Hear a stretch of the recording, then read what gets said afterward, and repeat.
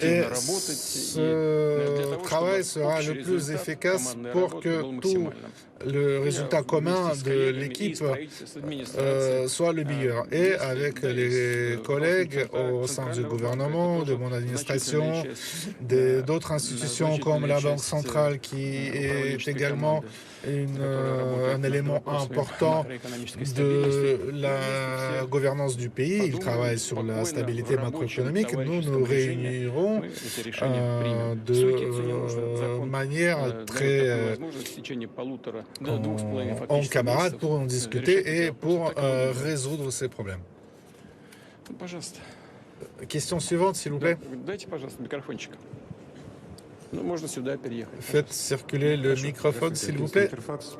Agence Interfax, les récents événements dans l'oblast de Belgorod sont associés à un corps de volontaires russes.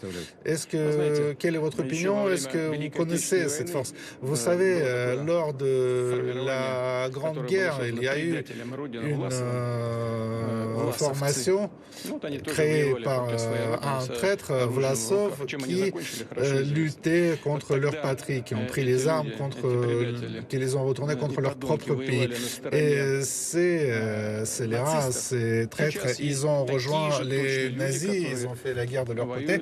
Et aujourd'hui également, il y a des gens qui s'engagent et qui combattent du côté du régime néo-nazi. Vous savez qui est leur héros national, Bandera, qui était au service d'Hitler. Et y a-t-il besoin de prouver quoi que ce soit? Ces gens-là existent, ils ne sont pas très nombreux, il y a quelques groupes, le groupe dont vous avez parlé, je ne me souviens plus exactement, corps de volontaires, il y a peut-être 2500 personnes au total. Et nos ennemis les utilisent comme chair à canon pour faire ces attaques sur les postes frontières. Ces formations subissent des pertes énormes. Ces soi-disant volontaires, je ne me souviens plus combien ils y étaient, peut-être 1500 personnes. 800 personnes, c'était le niveau de perte qu'ils ont subi. Et sur cette question, je voudrais rajouter, ces personnes-là ont pris les armes et les ont retournées contre leur propre pays, contre leur patrie.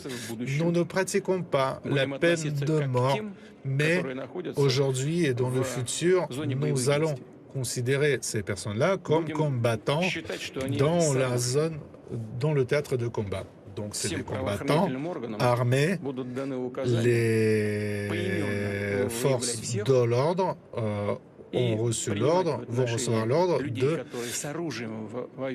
d'établir leur identité et prendre les mesures nécessaires contre les personnes, les citoyens russes qui ont pris les armes et qui les ont retournées contre leur pays. Nous n'allons pas les laisser tranquilles, il faut qu'ils le sachent.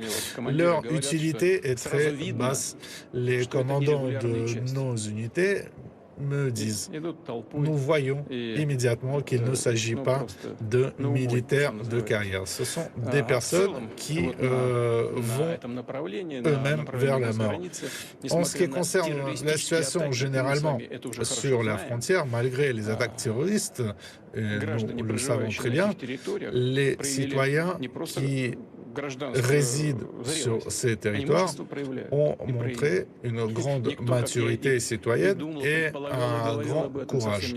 Et je le pensais avant, je l'ai dit récemment, ces personnes-là, nos citoyens, ils n'ont pas peur. Et là, sur les nouveaux territoires et sur les territoires proches de la frontière, le taux de présence au bureau de vote était très élevé, plus élevé que la moyenne de la Russie. Et les personnes qui essaient de se retourner contre nous, ils ne comprennent pas contre qui ils ne comprennent pas qui ils essayent d'attaquer, mais peut-être tant mieux. ils ont été certaines unités qui ont essayé de pénétrer sur notre territoire, certaines unités ayant pénétré sur notre territoire, 100% avaient été détruits. De l'autre côté du front, pas exactement sur la ligne de la frontière, mais très proche, il y a un contingent d'environ 5000 personnes et les pertes atteignaient jusqu'à 40%, 35% irréversibles, des dizaines de blindés, de chars d'assaut et d'autres. Mais si c'est ce qui leur plaît, cela nous convient. Ils attaquent sans réfléchir et ils transforment ça en boucherie. Au final, nous y gagnons. Ils peuvent travailler, ils peuvent faire le travail à notre place eux-mêmes. Et ça signifie qu'il y aura moins de personnel sur d'autres zones de la ligne du front. De toute façon,